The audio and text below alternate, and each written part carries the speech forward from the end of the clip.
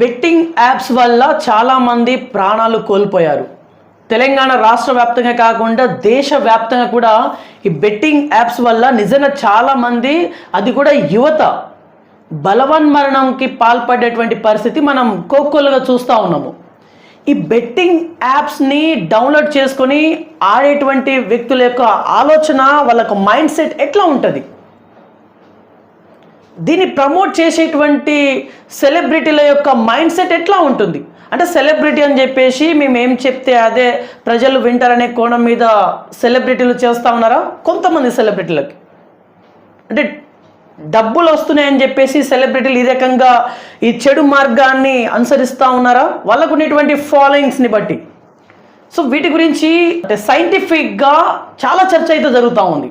ఈరోజు మనం వరంగల్లో ఉన్నాం, మనతో ఒక ఫేమస్ సైకాట్రిక్ హాస్పిటల్లో ఉన్నాము. ఫేమస్ సైకాట్రిక్ డాక్టర్ ఎర్ర శ్రీధర్ రాజు గారు మనతో ఉన్నారు. వీరి నుంచి కొంత విషయాలు మనం చర్చించే ప్రయత్నం చేద్దాం. నమస్తే సార్, బాగున్నారా? నమస్తే అండి సార్. ఇప్పుడు మీరు బెట్టింగ్స్ యాప్ గురించి మీరు మేబీ సోషల్ మీడియా వేదిక చాలానే చూస్తున్నారు. ఈ బెట్టింగ్ కానీ గ్యామ్లింగ్ కానీ సోషల్ మీడియాలో ఎక్కువగా వైరల్ అవుతూ ఉంది. ఈ వైరల్ అయ్యేటువంటి విషయాలు సామాన్య ప్రజలపైన ఎట్లాంటి ప్రభావాన్ని చూపిస్తూ ఉంటాయి యాజ్ అ సైకాట్రిక్ డాక్టర్గా?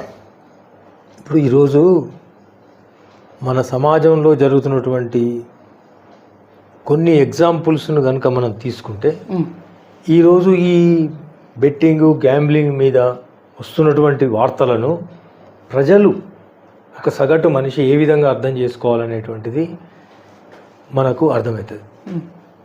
ఇక్కడ ఫస్ట్ మనం కొన్ని రోజులు పేపర్లో గుట్కా గురించి, గుట్కా బ్యాన్ గురించి, గుట్కా కేసుల గురించి మనము వింటా పోయినాం.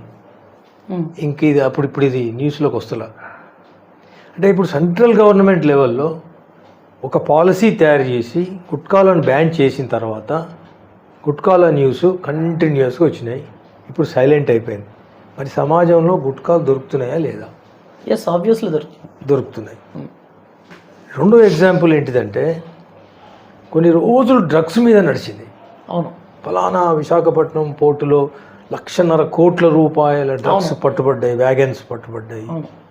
దాని మీద ఎంక్వైరీ నడుస్తున్నది అని కొన్ని రోజులు. దాని తర్వాత సినిమా హీరోలు అందరూ డ్రగ్స్కు బానిస అయిపోయారు. ఇక్కడ రేవ్ పార్టీలు జరుగుతున్నాయి 2 గంటల రాత్రి వరకు. దీంట్లో ఈ రవితేజ గారు, పూరి జగన్నాథ్ గారు, హీరోయిన్లు హేమ గారు, ఒక 2-3 సంవత్సరాలు ఊతరదంపుడు జరిగింది. ఇప్పుడు నాకు వచ్చే డౌట్ ఏంటిదంటే, ప్రజలు తెలుసుకోవాల్సిన విషయం ఇది. పూరి జగన్నాథ్ గారు ఈడీ ఆఫీస్కు 3 సార్లు వచ్చిండ్రు, రవితేజ గారు ఒక 3 సార్లు, హేమ గారు అరెస్ట్ అయినరు. నేను అనుకుంటా వీళ్లకు ఈడీ ఆఫీస్కి అటెండ్ అవ్వడానికి, మీడియా ముందు ఇంటర్వ్యూలు ఇవ్వడానికి ఏమైనా డబ్బులు ఇస్తున్నారేమో అనిపిస్తుంది. ఎవరికి? సెలబ్రిటీలకు. ఎవరు ఇవ్వాలి డబ్బులు? Drugs mafia. నాకు అర్థం కాలేదు, మళ్ళీ ఒకసారి చెప్పండి. ఇప్పుడు డ్రగ్స్ దొరికినాయి, డ్రగ్స్ మీద ఉక్కుపాదం వేస్తానన్నది గవర్నమెంట్, గత గవర్నమెంట్ కూడా అన్నది. కొంచెం హల్చల్ చేస్తా ఉన్నది. సెలబ్రిటీస్ను అరెస్ట్ చేస్తున్నారు. అవును, వాళ్ళని ఈడీ ఆఫీస్కు ఏదో పలానా ఆఫీసు, నార్కోటిక్స్, యాంటీ నార్కోటిక్స్ దాని కంట్రోల్, దానికి సంబంధించినటువంటి పోలీస్ స్టేషన్లకు ఈ వాళ్ళ విచారణ కోసం వాళ్ళు కోర్టుకు అటెండ్ అవ్వడము, బెయిల్ తీసుకోవడము, ఇవన్నీ రన్నింగ్ కామెంటరీ లాగా మనకు కనబడుతుంది, క్రికెట్ మ్యాచ్ లాగా. అవును, ఇప్పుడు పూరి జగన్నాథ్ ఇన్నిసార్లు కోర్టుకు పోయినరు, రవితేజ గారు ఇన్నిసార్లు కోర్టుకు పోయినరు, ఎంక్వైరీకి 3 గంటలు నడిచింది, 5 గంటలు నడిచింది. అంతదాకెందుకు? రేవ్ పార్టీల మీద. అవును, అసలు వార్తలు. మరి ఇప్పుడు నడుస్తలేవా రేవ్ పార్టీలు? సార్ ఇక్కడ ఏంటంటే ఇంకొక విషయం ఇక్కడ ఏంటిదంటే, ఈవెన్ కేటీఆర్ గారు కూడా డ్రగ్స్ తీసుకున్నారని దాని మీద యూట్యూబర్స్ నుంచి వెళ్ళి అసెంబ్లీ దాకా చర్చ. దాని మీద చీఫ్ మినిస్టర్ గారు కూడా స్టేట్మెంట్లు. ఇప్పుడు నేను అనేది ఏంటిదంటే, మరి ఆ కేసు ఏమైంది ఇంతకు? డ్రగ్స్ ఈ 3 సంవత్సరాలలో వాడే వాళ్ళ శాతం పెరిగిందా తగ్గిందా? అది మనం కనుక గమనిస్తే డ్రగ్స్కు బానిసైన వాళ్ళ శాతం పెరిగింది. ఓకే, అవి ప్యూర్ డ్రగ్స్, పబ్ కల్చరు మాత్రమే కాకుండా ఇతర మత్తు పదార్థాలలో మెయిన్గా వచ్చేది వీడు, గంజాయి వాడకం అనేటువంటిది ప్రతి కాలేజీలో, ప్రతి ప్రైవేట్ యూనివర్సిటీలో, ప్రతి ఇంజనీరింగ్ మెడికల్ కాలేజెస్లో కానీ ఎక్కడ చూసినా 10 నుండి 15% పిల్లలు కెనాబిస్ కానీ, ఆల్కహాల్ కానీ, డ్రగ్స్ కానీ తీసుకుంటున్నారని స్టాటిస్టిక్స్ చెప్తున్నాయి.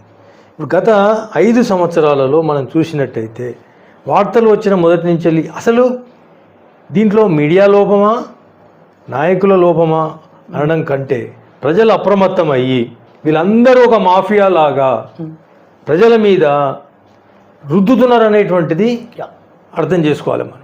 అంటే ఇప్పుడు 2 ఎగ్జాంపుల్స్ అయిపోయినాయి. ఫస్ట్ గుట్కా అయిపోయింది, తర్వాత డ్రగ్స్ మాఫియా గురించి అయిపోయింది. 3వ విషయం ఓయో రూమ్లు. కరెక్ట్. సమాజానికి, సగటు మనిషికి హానికరమా కాదా అనే చర్చ కాదు ఇది.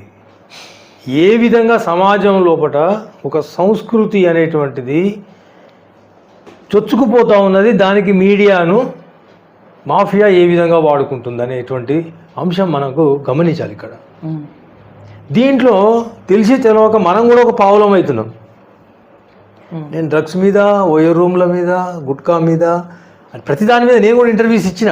మరి నేను ఇంటర్వ్యూస్ ఇచ్చి ప్రజలను అప్రమత్తం చేస్తున్నానా, చైతన్యం చేస్తున్నానా మంచి వైపు, లేకుంటే నేను కూడా ఈ ప్రచారంలో భాగమవుతానా?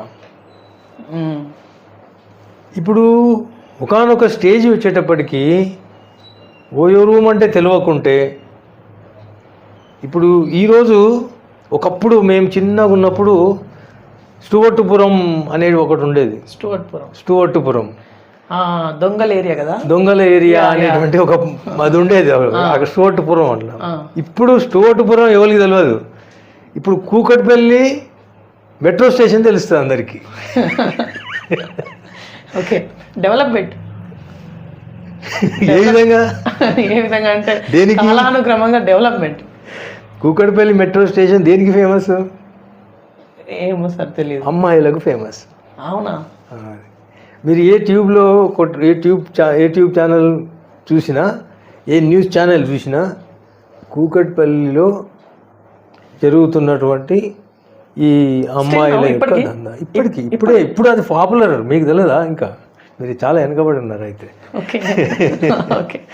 ఇప్పుడు స్టూవర్టుపురం అని మేము చిన్నగా ఉన్నప్పుడు ఎట్లయితే చదువుకునేదో, అక్కడ దొంగలకు రిహాబ్ చేస్తారు, అది ఒక పెద్ద పెద్ద గజ దొంగలు ఉంటారు అని, వెంకటేశ్వరరావు గారు అని ఉంటారని దాని మీద సినిమాలు కూడా వచ్చినాయి.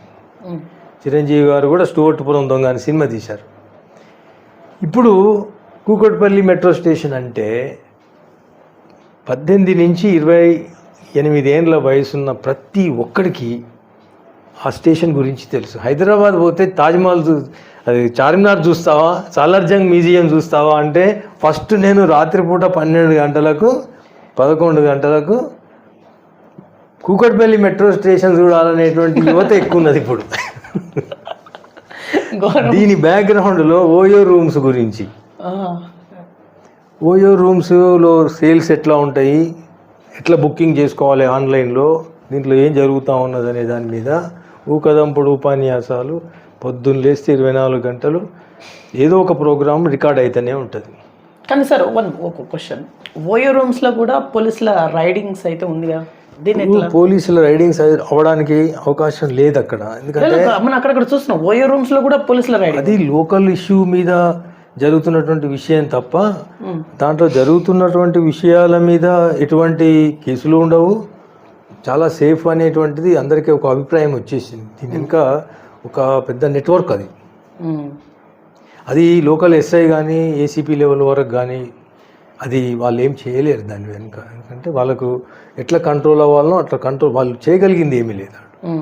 కేసులు బుక్ అయితే కానీ ఏం చేయగలిగింది ఏమీ లేదు అక్కడ. ఎందుకంటే ఇప్పుడు సుప్రీంకోర్టు కూడా చెప్పింది కదా, 2 మేజర్లు తమ మ్యూచువల్ అండర్స్టాండింగ్ తోటి కలిసి ఉండొచ్చు అని అట్లా. ఇప్పుడు అందుకోసం మనము ఫస్ట్ గుట్కా, డ్రగ్స్, ఇప్పుడు ఓయో రూమ్స్, ఈరోజు నడుస్తున్నటువంటి క్రమం ఏంటంటే బెట్టింగ్, గ్యాంబ్లింగ్. దీనికి ఇంకా ఆద్యం పోసేటువంటి విషయం ఏంటిదంటే సోషల్ మీడియాలో గూగుల్లో మనం ఎక్కడ బ్రౌజ్ చేసి బెట్టింగ్ హిస్టరీ అడిగినా గూగుల్ హిస్టరీ గ్యాంబ్లింగ్ హిస్టరీ అడిగినా క్లియర్గా చెప్పేస్తుంది గూగుల్. ఇప్పుడు ఇది మనిషి పుట్టుక నుంచి ఉన్నది. మనం చూస్తాం మన మహాభారతంలో ధర్మరాజు జూదం ఆడిండు. అదే that is nothing but betting. అంటే అప్పటి నుంచి ఉందా? అప్పటి నుంచి మనిషి పుట్టినప్పటి నుంచి ఉన్నది, ఏదో ఒక రూపంలో ఉన్నది. కానీ ఇప్పుడు మోడర్నైజ్ అవుతుంది, ఇప్పుడు కంప్యూటరైజ్ అవుతుంది. కానీ ఇప్పటి బెట్టింగ్ ఎట్లా ఉంది, ప్రాణాల మీదకి వస్తూ ఉంది. ఎప్పుడైనా కానీ ధర్మరాజుకు రాజ్యాన్ని కోల్పోవాల్సిన అవసరం, భార్యను కోల్పోవాల్సినంత వ్యసనము అతనికి ఉన్నది కదా. బెట్టింగ్ అనేటువంటి దాని నేచరే అట్లుంటుంది. అయితే ఇప్పుడు మనము ప్రజలకు తెలియజేయాల్సిన విషయం ఏంటిదంటే దీన్ని ఆపడమో దీన్ని ఖండించడమో వదిలేద్దాం. ఎందుకంటే ఏపీ గవర్నమెంట్ లాటరీలకు పర్మిషన్ ఇవ్వబోతుంది అని న్యూస్ కూడా వచ్చింది. అవును. సో ఇది ఒక గవర్నమెంట్ ఇచ్చిందంటే ఇది మొత్తం భారతదేశం అంతా యూనిఫామ్ సివిల్ కోడ్ లాగా అన్ని యూనిఫామ్ చట్టాలలాగా అంతటా వచ్చేస్తుంది. అంటే మిగతా మహారాష్ట్రలో ఒరిస్సాలో అక్కడక్కడ బెట్టింగ్ ఉంది ఆల్రెడీ, లాటరీస్ ఉన్నాయి. సో ఇప్పుడు అంతటా వచ్చే అవకాశం ఉన్నది. తెలంగాణలో కూడా రావచ్చు రాబోయే కాలంలో. అంటే గవర్నమెంట్కి ఆదాయం అయితే సమకూరుస్తుంది. ఇప్పుడు ఆబ్కారీ ఆమ్దానీ లాగా లిక్కర్ మీద ఎట్లయితే మనకు గవర్నమెంట్ నడుస్తూ ఉన్నదో అదేవిధంగా ఈ లాటరీ కానీ ఇది కానీ దీనివల్ల ఇంకోటి ఏంటిదంటే టూరిజం ప్రమోషన్ కోసం వస్తుంది అన్నట్టు. ఇప్పుడు బ్యాంకాక్ కానీ ఇప్పుడు ఇక్కడ మన అంటే థాయిలాండ్ కంట్రీ వైజ్ మొత్తం ఇప్పుడు శ్రీలంక కానీ ఒకనొక స్టేజ్లో పట్ల టూరిజం మీదనే మొత్తం డిపెండ్ కావాల్సి వచ్చింది వాళ్ళు. ఎందుకంటే వాళ్ళకు ఇన్కమ్ సోర్సు అక్కడ క్రైసిస్ క్రియేట్ అవుతున్నదని ఎప్పుడైతే తెలిసిందో గవర్నమెంట్కు టూరిజాన్ని అడగోలకు ప్రమోట్ చేసి ఇప్పుడు మన గోవా లాగా, గోవా లోపల గ్యాంబ్లింగ్ లీగల్, అది లీగల్. అవును. అట్లా ఇప్పుడు గోవా లాగా ఇప్పుడు మన దేశం అంతా రావచ్చు టూరిజం పేరు మీద. ఇప్పుడు అది మనం గమనించాల్సినటువంటి విషయం. అట్లయితే మన కల్చర్ పాడవుతుంది కదా. కల్చర్లో అది నిగూఢంగా ఉన్నది కదా. మరి ఇప్పుడు మహాభారతంలో ఉన్నది. అవునా? శకుని మామ ఆడిచ్చిండు కదా వీళ్ళతోటి. మరి ఇప్పుడు మీరు సైకియాట్రిక్ అంటే మీరు అన్నీ చూస్తూ ఉంటారు, ప్రజల్ని చాలా నిశ్చితంగా అబ్జర్వ్ చేస్తూ ఉంటారు. మీరు ఇప్పుడు ఒక కామన్ మ్యాన్ ఒకవేళ అబ్జర్వ్ చేస్తే మీరు ఇంకోలా అబ్జర్వ్ చేస్తారు. యాజ్ ఎ డాక్టర్గా ఈ బెట్టింగ్ కానీ గ్యామ్లింగ్ కానీ మీరు చెప్పినటువంటి ఇప్పుడు ఏం చెప్పారు సార్, లాటరీలు కానీ ఇవి ప్రజల మీదకి రుద్దడం వల్ల ప్రజల యొక్క మనోస్థైర్యాన్ని దెబ్బతీయడం అని అనొచ్చా? ఇప్పుడు మనకు ప్రతి టైంలో ఏదో ఒక రకంగా బెట్టింగ్ గ్యాంబ్లింగ్ నడుస్తూనే ఉన్నాయి. మన నడుస్తలేవు అంటే తప్పు. కానీ ప్రాణాలు పోతున్నాయి కదా. మీరు ప్రాణాలు పోతున్నాయి అనేది ఇప్పుడు ప్రత్యేకించి న్యూస్ పేపర్స్ హెడ్లైన్స్ ఎందుకు అవుతున్నది, దీని గురించి చర్చ ఎందుకు అవుతున్నది అనేది ఇంతకుముందు మనం చెప్పుకున్నాం. ఇప్పుడు మేము చిన్నగా ఉన్నప్పుడు కూడా సట్టా అని ఉండేది. సట్టా అంటే ఇప్పుడు ఫారిన్ కంట్రీస్లో దీన్ని లోటో అంటారు. అంటే నెంబర్ గేమ్ అన్నట్టు. ఇది గేమ్ అంటే సట్టా అంటే ఒక గేమ్. ఎట్లుంటుంది అంటే 6/49 అంటాం. 6/49 అంటాం. అంటే ఇప్పుడు 49 నెంబర్స్ ఇస్తారు వాళ్ళు పేపర్ మీద. ఆ 49 నెంబర్స్లో మనం 6 నెంబర్స్ మనం సెలెక్ట్ చేసుకోవాలి. సెలెక్ట్ చేసుకుని మనం వానికి సబ్మిట్ చేయాలి. చేస్తే వాడు వారానికి ఒకసారి, వారానికి 2 సార్లను all over the India numbers declare చేస్తాడు. ఆ నెంబర్స్ లోపల మనం పెట్టిన 6 నెంబర్లు మ్యాచ్ అయితే మనము 10 రూపాయలు పెడితే 100 రూపాయలు వస్తాయి, లేకపోతే 10 రూపాయలు పోతాయి. 10 రూపాయలు పోతాయి.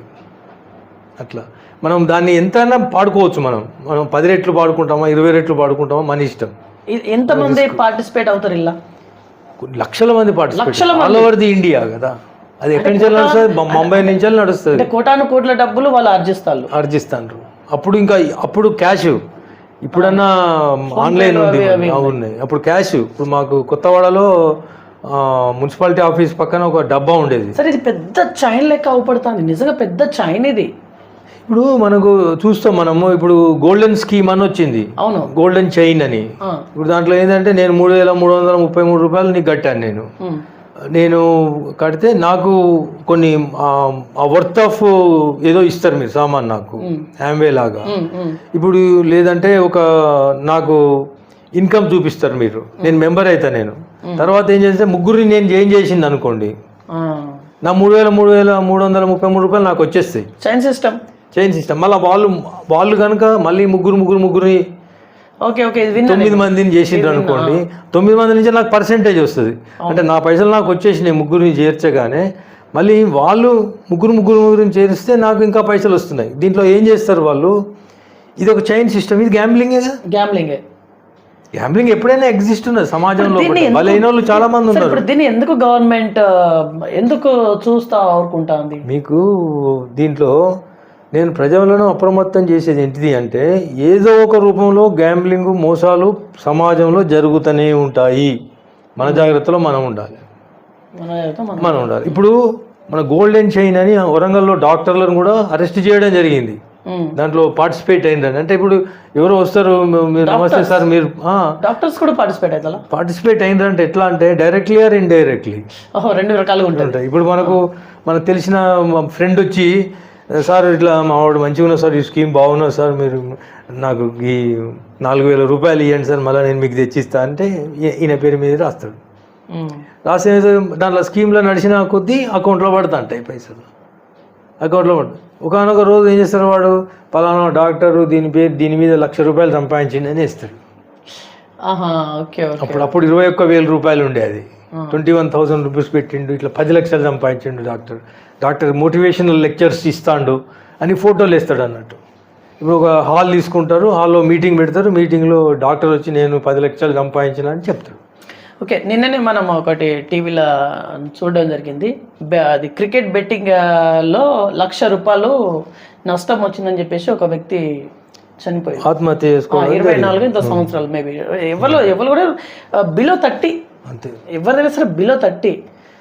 ఇది ఎట్లా వ్యసనం లాగానే తయారైంది అన్నట్టు అతనికి ఇర్రెసిస్టిబుల్గా. అంటే తను కంట్రోల్ చేసుకోలేకపోతున్నాడు. ఎట్లా కట్టాలి డబ్బులు, అప్పులోడు మళ్ళీ వస్తాడు కావచ్చు. అది ఒక మనిషి ఎందుకు కంటిన్యూ చేస్తాడు అనే దానికి కొన్ని ఫ్యాక్టర్స్ ఉంటాయి. ఇప్పుడు అతను ఏమైందంటే అప్పు చేసిండు, ఫస్ట్ 2 లక్షలు పోయినాయి, 2 లక్షలు చేతుల నుంచి పెట్టిండు. తర్వాత మళ్ళీ 2 లక్షలు అప్పు చేసిండు. అప్పు చేసి వాళ్ళే ఇస్తారు, డబ్బులు వాళ్ళే ఇస్తారు, అప్పు ఇస్తారు వాళ్ళు. దానికి సంబంధించిన మాఫియా వాళ్ళు అప్పు ఇస్తారు, 5% 10% ఇస్తారు. 10%. ఇప్పుడు వాళ్ళు ఇచ్చి ఏం చేస్తారంటే, మళ్ళీ వీడు మళ్ళీ పెట్టిండు, మళ్ళీ పోయినాయి 1,00,000, వాళ్ళు మీద పడతారు. వీళ్ళు ఏం పెట్టాలి, షూరిటీ ఏం పెట్టాలి? షూరిటీ ఏముంటుంది దీనికి, చిన్న 1,00,000 2 లక్షలకు షూరిటీ ఏం అడగారు వాళ్ళు. నువ్వు ఆడతలేవా చూస్తారు అంతే. ఆడకుండా నీకు లోన్ వస్తుంది, నీకు సెల్లోనే వచ్చేస్తుంది, నీకు స్క్రీన్ మీద. పెద్ద స్కామ్ ఇది, చాలా పెద్ద స్కామ్ ఇది.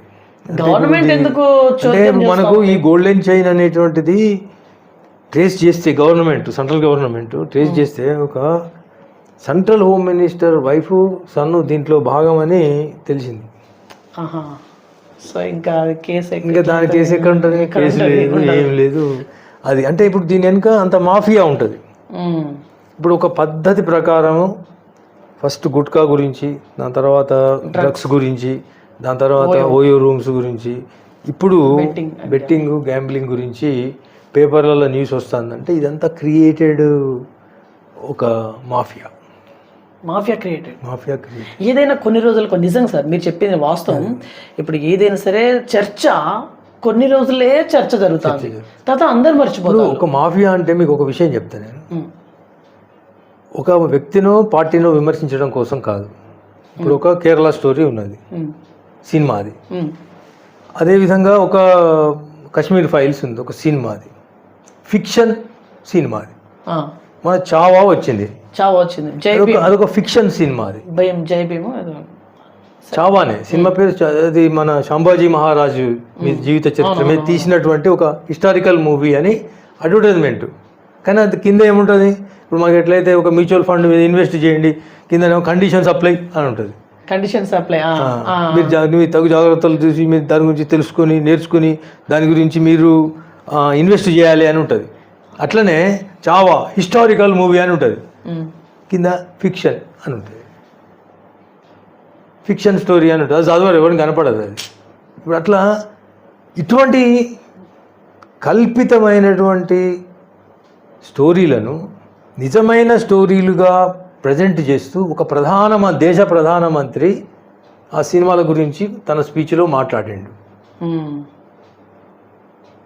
దీని వెనుక పొలిటికల్ బెనిఫిట్ కోసం మాట్లాడినరా, ఫైనాన్షియల్ బెనిఫిట్ కోసం మాట్లాడినరా, ఎవరితోనన్నా వాళ్ళకు ఉన్నటువంటి సత్సంబంధాల వల్ల మాట్లాడినరా అనేటువంటిది ఇంకొక చర్చ. ఇప్పుడు అది ఫిక్షనే. మనకు కేరళ స్టోరీ చూసినాం మనం, అది ఫిక్షన్, అది రియాలిటీ కాదు. ముగ్గురికి జరిగింది, 30,000 మందికి జరిగిందనో 3 లక్షల మందికి జరిగిందనో చెప్పడం తప్పు. ఒక కశ్మీర్ ఫైల్స్లో జరిగింది, దాన్ని ఎగ్జాజరేట్ చేసి ఫిక్షనల్గా ఒక యండమూరి వీరేంద్ర గారు నవల రాస్తే ఏ విధంగా వర్ణించి రాస్తారో అదే విధంగా దాన్ని ఫిక్షనల్ స్టోరీ తయారు చేసి, ఇప్పుడు చావా కూడా అంతే. ఏ ప్రొఫెసర్ హిస్టరీ ప్రొఫెసర్, చరిత్ర సబ్జెక్టుకు సంబంధించిన ఏ ప్రొఫెసర్ కూడా అది చరిత్ర ఆధారితమైనది కాదు.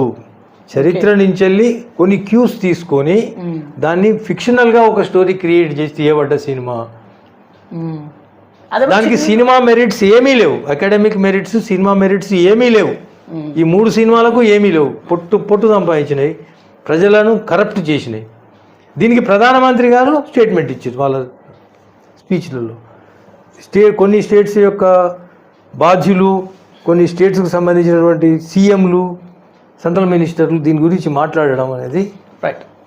దీని వెనుక ఏమున్నది, అసలు ఉద్దేశం ఏమున్నది? రాజకీయ కోణం దాగుంది అనుకుంటున్నారు. కొన్ని ఏమో రాజకీయ కోణం కోసం, కొన్ని డబ్బుల కోసం, కొన్ని అధికారం పవర్ కోసం. మనీతోని పవర్ వస్తుంది.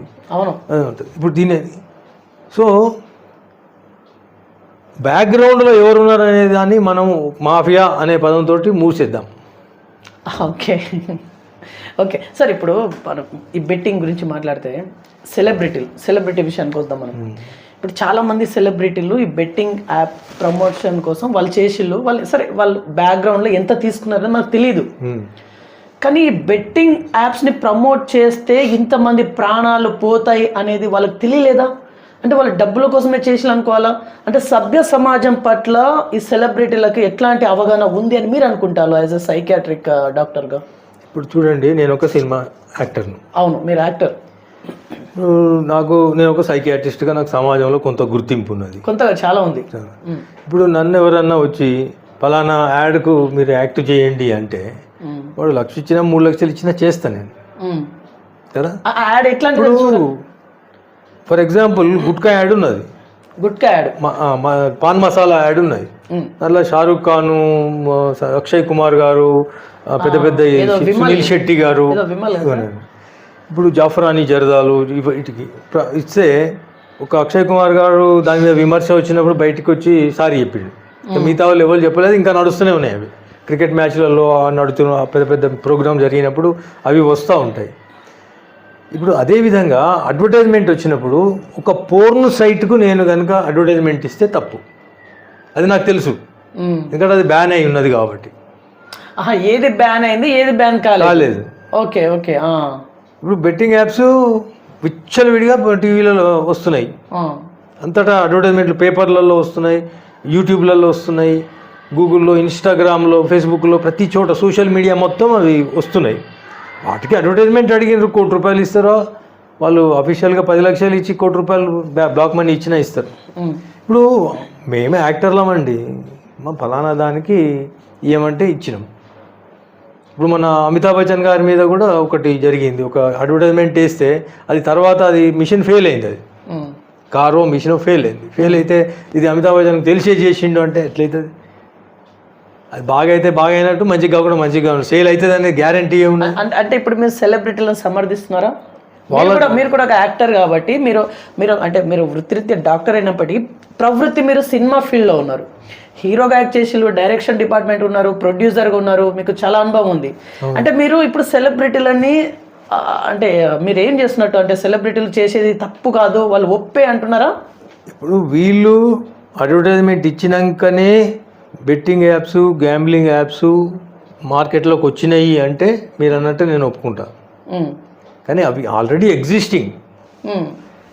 ఎగ్జిస్టింగ్ అందరు యాక్సెప్ట్ చేస్తున్నారు. అంటే వీళ్ళందరు ప్రమోషన్ చేయబట్టి మరింత ఎక్కువ అయింది కదా, ఇదైతే వాస్తవమే కదా. ఇప్పుడు వీళ్ళందరినీ గురించి చర్చించడానికి మనల్ని ప్రోత్సహించడం అనేది కూడా మార్కెటింగ్లో ఒక భాగమేమో. అట్లా కూడా ఉంటుందా? అంతే కదా.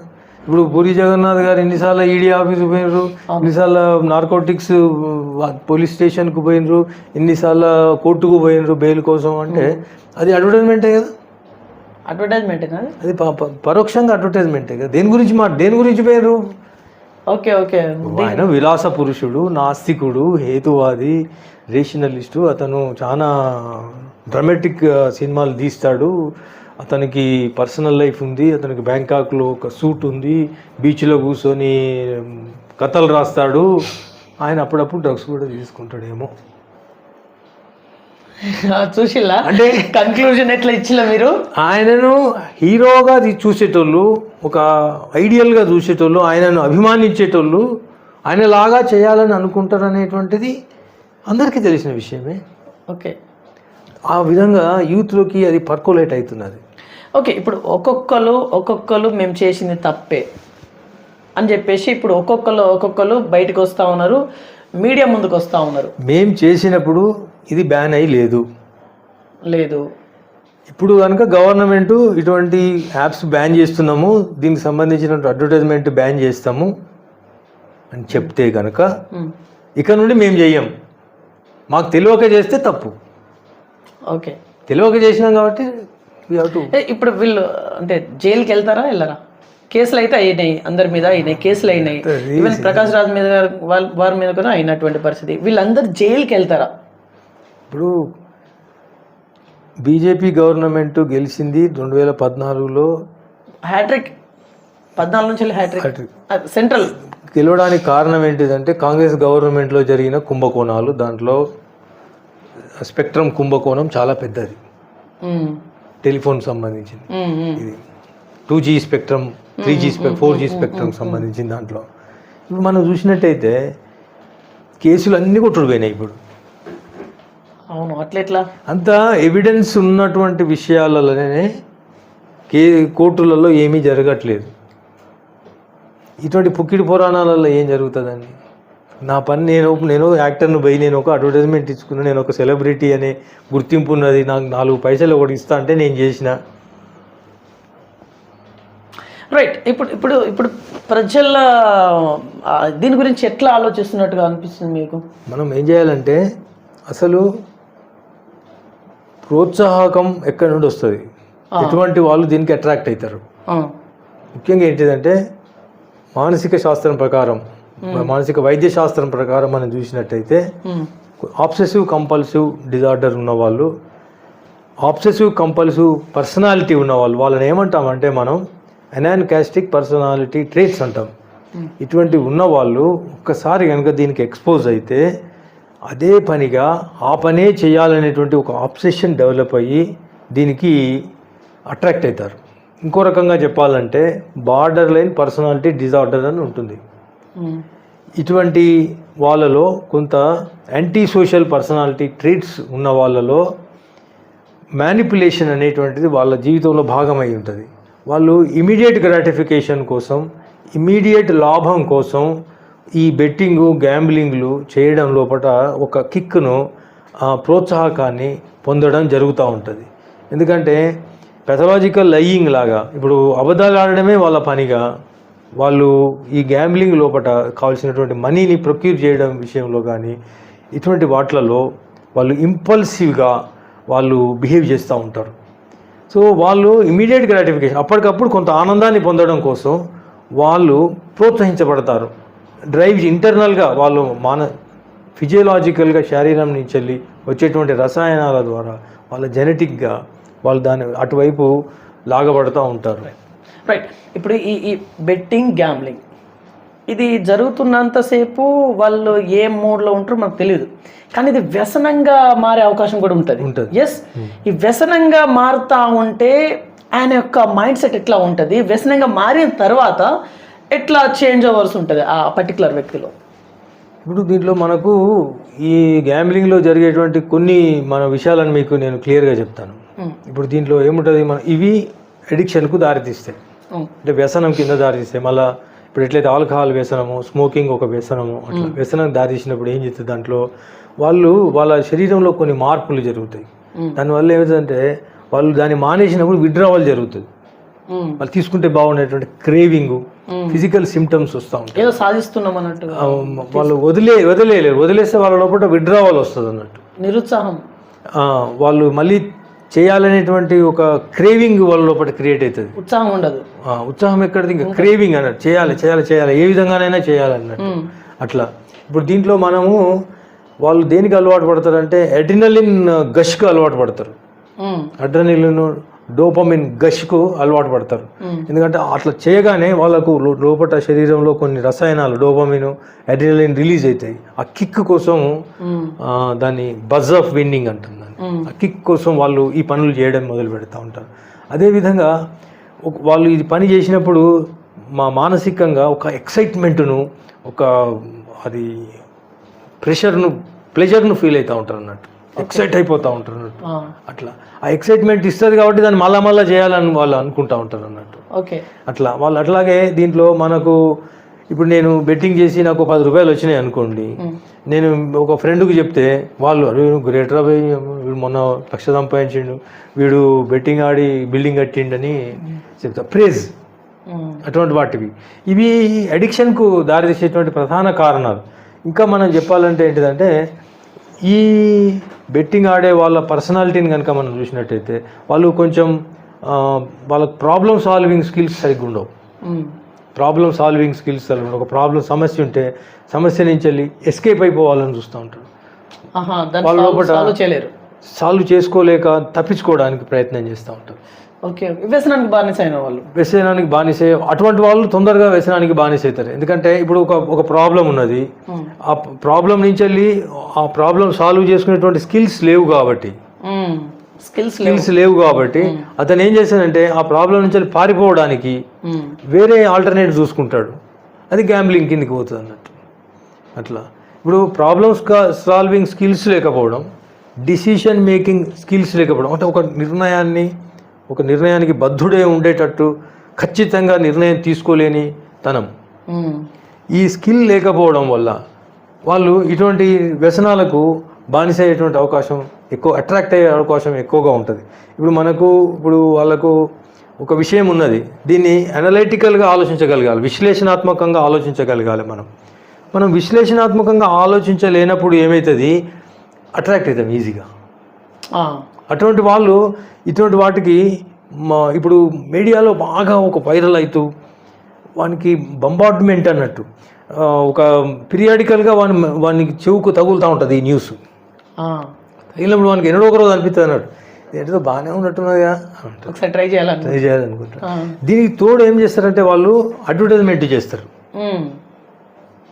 ఇప్పుడు జరిగేటువంటి పేపర్లో జరిగేటువంటి ఈ సెలబ్రిటీస్ ప్రకాష్ రాజ్ గారు, రానా దగ్గుపాటి, ఇటువంటి వాళ్ళు చేసిండ్రు అంటే, వీళ్ళు ఇప్పుడు జగపతి బాబు గారు దీన్ని గోవాలో పోయి ఆడినరు, లాస్ వేగాస్ పోయి ఆడినరు గ్యాంబ్లింగ్ అంటే కామన్ మ్యాన్ ఈజీగా అట్రాక్ట్ అవుతారు. ఇప్పుడు సక్సెస్ స్టోరీస్ తెలియడం వల్ల సెలబ్రిటీస్ ఫాలో అవుతున్నారు అని తెలిసినప్పుడు కామన్ మ్యాన్ ఈజీగా అట్రాక్ట్ అయ్యేటువంటి, అంటే క్రిటికల్ థింకింగ్, విశ్లేషణాత్మకంగా ఆలోచించి తన జీవితానికి ఏది అవసరమో ఏది అవసరం లేదనేటువంటి నిర్ణయాలు తీసుకోలేని వాళ్ళు ఈ అడిక్షన్కు ఎక్కువగా బానిస అయ్యేటువంటి అవకాశం ఉంటుంది. ఇప్పుడు దీంట్లో ఇంకొకటి ఏంటిదంటే ఒక కిక్ ఉంటుంది. ఇప్పుడు అంటే నేను ముందు ఆలోచించగలుగుతా, భవిష్యత్తు నేను ఆలోచించగలుగుతా, ఓవర్ కాన్ఫిడెన్స్ అనేటువంటి ఒక దాన్ని ఏమంటాం మనం బేసిక్గా, ఓవర్ కాన్ఫిడెన్స్ కాదు. ఇప్పుడు భవిష్యవాణి చెప్తారు కదా, జ్యోతిష్యం చెప్పినట్టు చెప్తారు కదా, నేను ఫ్యూచర్ థింకింగ్ నేను జరగబోయే చెప్పగలుగుతా అని కొంతమందికి అపోహ ఉంటుంది. కొంతమంది మ్యాజికల్ థింకింగ్ అంటాం దాన్ని. ఓకే, వాడు ఏం చేస్తాడంటే అట్లా, ఇప్పుడు జ్యోతిష్కులు చెప్పినట్టు భవిష్యత్తు అని చెప్తారు కదా వాళ్ళు, ఇట్లా జరగబోతుంది అని చెప్తారు కదా, అట్లా ఊహించినట్టు. నువ్వు ఏం చేస్తారంటే నేను ముందుకు ఊహించగలుగుతా కదా, అందుకోసం ఈ డైస్ వేసినప్పుడు నెక్స్ట్ ఏం పడుతుందో నేను చెప్పగలుగుతా అంటాడు. అటువంటి బిలీఫ్ సిస్టమ్ ఉన్న వాళ్ళు ఇటువంటి వాటికి ఎక్కువగా అట్రాక్ట్ అయ్యేటువంటి. ఇంకోటి ఏంటంటే ఇప్పుడు మనం ఆడుతున్నాం అనుకోండి, ఇప్పుడు నెంబర్ గేమ్ ఉంటుంది. ఇప్పుడు మనం 999 అని పెట్టినాం అనుకోండి. ఇప్పుడు మనం దాని మీద కంప్యూటర్ వీడియో గేమ్ మీద ఏమవుతుందంటే మనం ఒక బటన్ నొక్కగానే నెంబర్ ప్లే అవుతా ఉంటుంది. మనం ఒక నెంబర్ సెలెక్ట్ చేసుకుంటాం. నెంబర్ ప్లే అవుతున్నప్పుడు 9 వస్తుంది, ఎగ్జైట్ అవుతాడు. ఇంకో 9 వస్తుంది, ఎగ్జైట్ అవుతాడు. ఇంకోటి కూడా వచ్చినట్టు అనిపిస్తుంది, అబ్బా జనరల్ మిస్ అయింది 8 వచ్చింది అనుకుంటాడు వాడు. సో ఒక్క డిజిట్లో నా నెంబర్ మిస్ అయింది, అప్పుడు ఏమనిపిస్తుంది, ఇక నెక్స్ట్ టైం వస్తుంది అనిపిస్తుంది.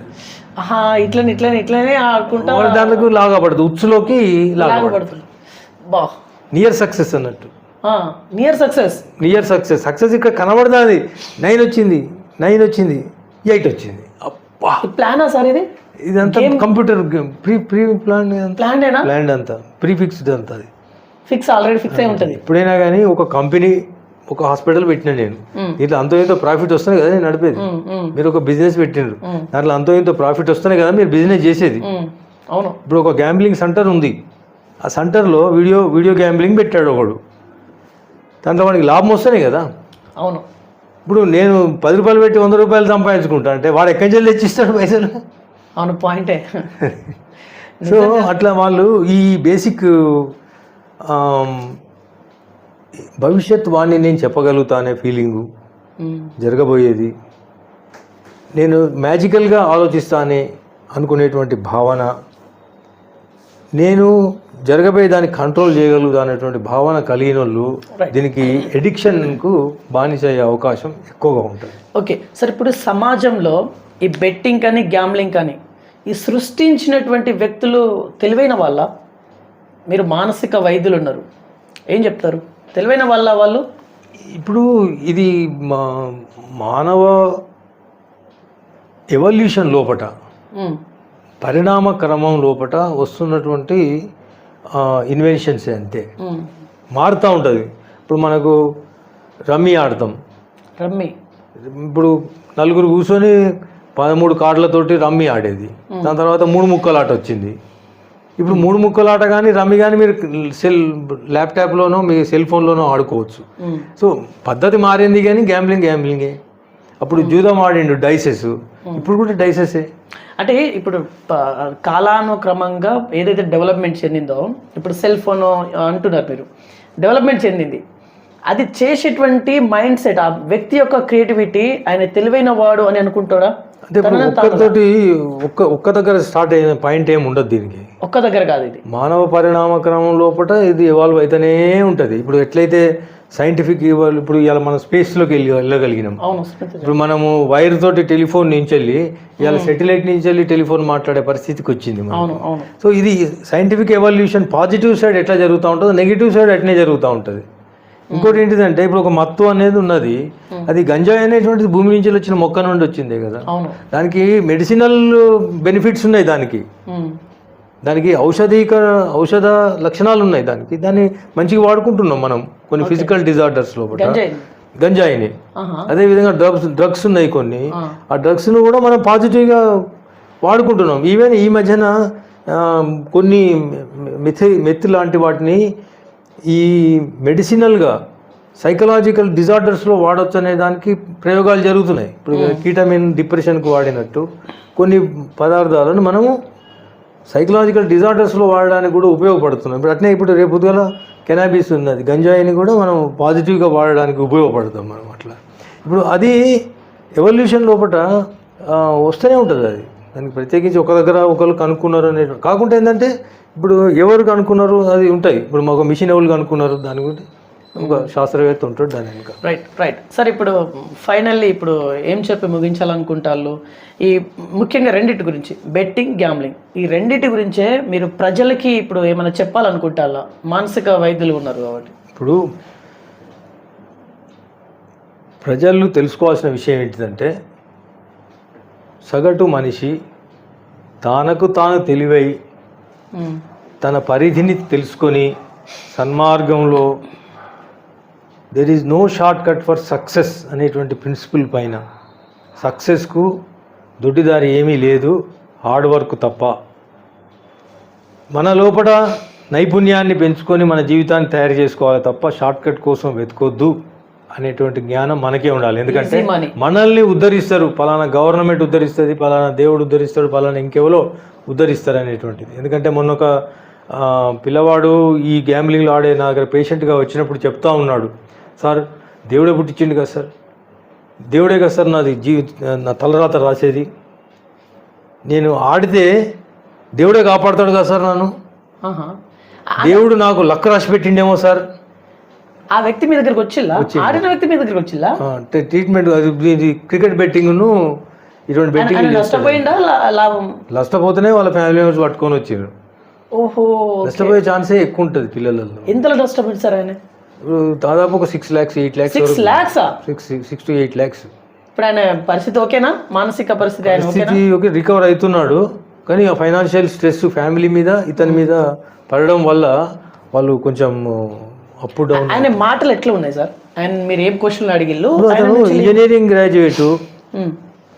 గ్రాడ్యుయేట్ జాబ్ చేస్తున్నాడు. ఏజ్ ఉంటుందా? ఏజ్ 26 ఉంటాడు, 25-26 ఉంటాడు. అతను దీనికి ఇప్పుడు రమ్మీ ఫస్ట్ ఆడేది దాని మీద, సెల్ ఫోన్ మీద. దాని తర్వాత ఆన్లైన్ గేమ్ నుంచి వెళ్ళి స్లోగా ఇటువైపు షిఫ్ట్ అయ్యాడు. మళ్ళీ ఇప్పుడు క్రికెట్ బెట్టింగ్లో పోయాక పైసలు ఇంకెక్కువ పెట్టడం మొదలుపెట్టాడు. మీరేం క్వశ్చన్లు అడిగిల్లు? అతను ఏం చెప్పారు? అది ఉన్నట్టు మాకు హిస్టరీ ఇస్తారు. ఫస్ట్ ఫ్యామిలీ బ్యాక్గ్రౌండ్ తీసుకుంటాం, వాళ్ళు అతను చదువు డీటెయిల్స్ అన్ని తీసుకుంటాం, ఎక్కడెక్కడ ఉద్యోగాలు చేశాడో చూస్తాం, అతను సక్సెస్ స్టోరీస్ ఫెయిల్యూర్ స్టోరీస్ అన్నీ వింటాం. దాని తర్వాత అతనికి వచ్చిన ప్రాబ్లం ఏంటిది అంటే దీనికి అడిక్ట్ అవ్వడం, బెట్టింగ్కి అడిక్ట్ అవ్వడం, ఈజీ మనీకి అడిక్ట్ అవ్వడం, ఈజీ మనీకి అడిక్ట్ అవ్వడం. ఇప్పుడు ఎట్లా అంటే విషియస్ సైకిల్లో పడతారు, విష వలయంలో పడతారు. ఫస్ట్ 1 లక్ష అప్పు చేస్తారు, దానికోసం మళ్ళీ 2 లక్షలు అప్పు చేసి ఈ 1 లక్ష కట్టి మళ్ళీ 1 లక్ష గేమ్ ఆడతాడు. మరి ఇప్పుడు 2 లక్షలు అప్పు అయిన దానికి 3 లక్షలు అప్పు చేస్తాడు. అంటే ఇప్పుడు క్రెడిట్ కార్డులు గీకేస్తాడు, తను ఫ్రెండ్స్ దగ్గర తీసేసుకుంటాడు, అతను దొరికిన కాడల్లో అతను లోన్స్ తీసుకోవడం, ఆన్లైన్ లోన్స్ తీసుకోవడం, ఓడీలు తీసుకోవడం. ఇటువంటి వాటి వల్ల ఏమవుతుంది అంటే ఇటు ఉద్యోగాన్ని మీద కాన్సన్ట్రేట్ చేయలేక ఉద్యోగం పోగొట్టుకోవడం, ఇదంతా ఫైనాన్షియల్ క్రైసిస్. వాళ్ళ ఇంటి దగ్గర వచ్చి లొల్లి చేయడం, ఊర్లో ఇంటికి తల్లిదండ్రులకు ఫోన్ చేసి వాళ్ళు బెదిరించడం. అప్పుడు వాళ్ళ దృష్టికి వస్తుంది.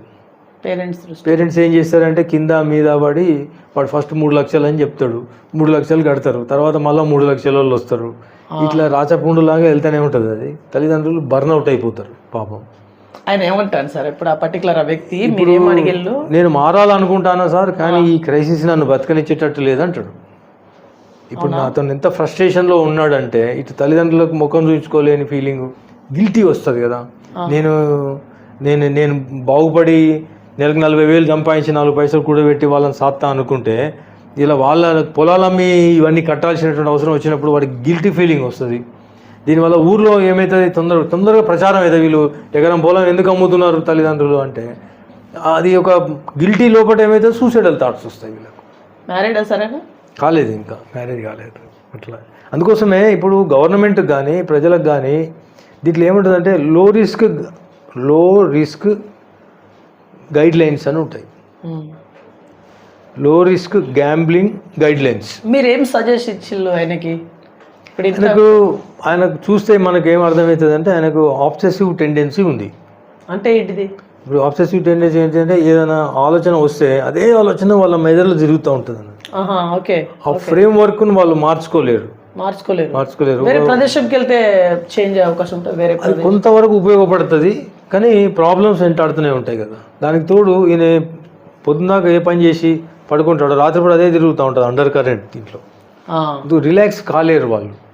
సో దీని ఏమంటారు, ఆబ్సెసివ్ కంపల్సివ్ డిజార్డర్ ఉంది అతనికి. దాంట్లో ఇప్పుడు దానికి ఇంపల్సివ్ బిహేవియర్ ఉన్నప్పుడు వాళ్ళకి దానికి ట్రీట్మెంట్ ఇస్తే ట్రీట్మెంట్ నుంచి వాళ్ళు బాగా అవుతారు. కానీ ఇప్పుడు ఇది సోషల్లీ కాంప్లికేటెడ్ అయిపోయింది కాబట్టి కొంచెం కష్టం మాకు ట్రీట్మెంట్ ఇవ్వడం కూడా కొంచెం కష్టం. ఎందుకంటే ఇంకోటి అసోసియేటెడ్ 100% రికవర్ అవుతారు, కానీ వాళ్ళ తల్లిదండ్రులు అతనికి రీహాబ్ కావాల్సినటువంటి వెసులుబాటు ఇవ్వగలగాలి వాళ్ళు. ఈ ప్రాబ్లమ్స్ నుంచి అతన్ని బయటికి తీసుకురావాలి. దీనికి అసోసియేటెడ్ అడిక్షన్స్ ఉంటాయి, స్మోకింగ్ ఉంటుంది, ఆల్కహాల్ ఉంటుంది. ఇటువంటి వాటికి స్లోగా అతను బయటికి రావాలంటే ఒక 6 నెలలు సంవత్సరం పడుతుంది. అట్లా ఇప్పుడు మనము గవర్నమెంట్ కానీ ప్రజలు కానీ కాన్సన్ట్రేట్ చేయాల్సింది ఏంటిదంటే గ్యాంబ్లింగు బెట్టింగు మన జీవితంలో భాగము భాగము మన సమాజంలో అవి వేళ్ళూనుకొని ఉన్నాయి. ఇప్పుడు దాన్ని ఏ గవర్నమెంటు చిత్తశుద్ధితోటి ఆపలేదు లేదు. కాబట్టి ఆపాలనుకుంటే ఆపొచ్చా? మనం ఏ గవర్నమెంట్, తెలంగాణ గవర్నమెంట్ గురించి మనం మాట్లాడదాం. ఇప్పుడు మనకు కరోనా వచ్చింది 21లో. హౌ టు అవాయిడ్ అని అనగలిగినాం మనం. దాని నుంచి ఎట్లా తప్పించుకోవాలని అనుకున్నాం. దాన్ని కంట్రోల్ చేయడం వల్ల దానికి అది కంట్రోల్ కావాల్సిందే. ఇప్పుడు ఒకప్పుడు హెచ్ఐవి ఎయిడ్స్ వచ్చింది. హెచ్ఐవి వచ్చినప్పుడు మనం గవర్నమెంటే కాండమ్ సప్లై చేసింది. మనిషి బిహేవియర్ను కంట్రోల్ చేయడానికి శత విధాలా ట్రై చేసింది. అది 100% నుంచి 10% దగ్గర ఆగింది, కానీ ఇంకా ఉన్నది. ఓకే, ఆ మహమ్మారి ఇంకా ఉన్నది, హెచ్ఐవి మహమ్మారి ఇంకా ఉన్నది. సో ఇప్పుడు మనం జాగ్రత్త తీసుకోకుంటే ఇప్పటికి కూడా భలే ఛాన్స్ ఉన్నది. అప్పటికంటే ఇప్పుడు తక్కువ ఉన్నది, ఎందుకంటే అవేర్నెస్ పెరిగింది కాబట్టి, హైజీన్ మెయింటైన్ చేస్తున్నారు కాబట్టి. కాకుంటే ప్రాస్టిట్యూషన్ కానీ ఈ అఫైర్స్ కానీ తగ్గలేదు కాబట్టి ఇది హెచ్ఐవి అనేది ఉంటుంది. అదేవిధంగా మనం డ్రగ్స్ ఉంటాయి, ఆల్కహాల్ ఉంటుంది, స్మోకింగ్ ఉంటుంది, గుట్కా ఉంటుంది. ఈరోజు గ్యాంబ్లింగ్, దీని మీద మనం అవేర్నెస్ డెవలప్ చేసుకోవాలి. ఇప్పుడు మనం ఈ క్షణంలో మన డ్యూటీ ఏంటిదంటే, గ్యాంబ్లింగ్ ఉంటుంది సమాజంలో, కానీ ప్రతి ఒక్కరూ తెలుసుకోవాల్సిన విషయం ఏంటిదంటే, ఈ గ్యాంబ్లింగ్ ఆడేటప్పుడు తీసుకోవాల్సినటువంటి జాగ్రత్తలు ఏంటి, లో రిస్క్ గ్యాంబ్లింగ్ అంటే ఏంటి, నేను ఎన్నిసార్లు ఆడి అక్కడికి కట్ చేసేయాలి. ఒక లాటరీ ఉంది, రేపు పొద్దుగాల ఆంధ్రాలో ఏపీ గవర్నమెంటు లాటరీ ఇవ్వబోతున్నది. లాటరీ ఇస్తే ₹1 టికెట్, 10 లక్షల రెమ్యునరేషన్ ఉంటుంది, లో కాస్ట్ హై ప్రైస్. సో ₹1 పెడతాను కదా అని రూపాయి ఎన్నిసార్లు పెడతావు, అట్లా లెక్కేసుకోవాలి. నువ్వు 10 సార్లు పెట్టినావు అనుకో ₹10, లేకుంటే ₹100 టికెట్ అనుకో, నువ్వు 10 సార్లు పెట్టినావు అనుకో ₹1000 పోయినాయి. అంతే, ఇంకా నేను ఆడాను నా లైఫ్లోనే అనుకోవాలి. అక్కడికి కట్ చేసుకోవాలి. కట్ చేసుకోకుండా 11వ సారి ఆడతా అంటే అప్పుడు ఒక ₹10 వస్తాయి. నువ్వు 10 లక్షలు కనబడతా అంటే ఇప్పుడు ₹10 వచ్చినాయి కదా, మళ్ళీ ఆడతావు.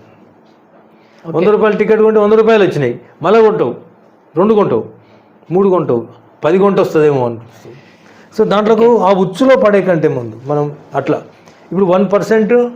ఇప్పుడు ఆస్ట్రేలియాలో ఒక వాళ్ళు స్టడీ చేసినప్పుడు ఏం చెప్పిందంటే, లో రిస్క్ గ్యాంబ్లింగ్ గైడ్లైన్స్ లోపల వాళ్ళు ఏం చెప్పిందంటే, నీకు వచ్చే శాలరీలో 1%, అంటే ₹100కి ₹1 నువ్వు ఆడుకో,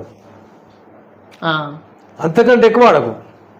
వాడు ₹1,00,00,000 రాని దాంట్లో నీకు ఎంత వస్తాయని నీకు అనిపించిన టెంప్ట్ కావద్దు. నువ్వు ఇంపల్సివ్గా టక్మని కొనొద్దు. నువ్వు ₹100 నీ దగ్గర ఉంటే ₹1 మాత్రం నీ గ్యాంబ్లింగ్ పెట్టుకోరా బాబు పోనీ అన్నట్టు. అంటే మనం ఇప్పుడు ఆల్కహాలిక్స్కి చెప్తాం, ఆయన ఒక్క పెగ్ వేసుకోవాలా సార్, 30 ml వేసుకోరా, 60 ml వేసుకోవాలంటే 60 ml ఇక్కడ అవుతాడా, అట్లా మినిమం 40 ml తీసుకోవచ్చు, లేదా 60 ml తీసుకోవచ్చు అని కొంతమంది డాక్టర్లు చెప్తారు. ఓకే, అది ఎంతవరకు సాధ్యమో ఇది దీంట్లో కూడా గ్యాంబ్లింగ్లో కూడా లో రిస్క్ కోసం అది ఇంపార్టెంట్. రైట్, ఇంకేమైనా ప్రజలకి ఏమైనా చెప్పేది ఉందా సార్? కంక్లూడ్ ఇచ్చేద్దాము. కానీ ఇది చాలా రిలవెంట్ మంచి టాపిక్ ఇది.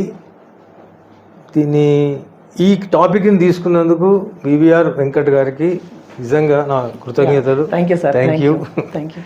సో ఎవరైనా సరే మీరు బెట్టింగ్ కానీ గ్యాంబ్లింగ్ కానీ ఆడితే ఒక ₹100 వరకు మాత్రమే ఖర్చు చేసుకోవాలి. ఎందుకంటే మీ ఉత్సాహం బట్టి ఆడితే ఆడండి, కానీ అదే రకంగా బెట్టింగ్స్కి అయితే మీరు పాల్పడి ప్రాణాల మీదకి అయితే తెచ్చుకోకండి.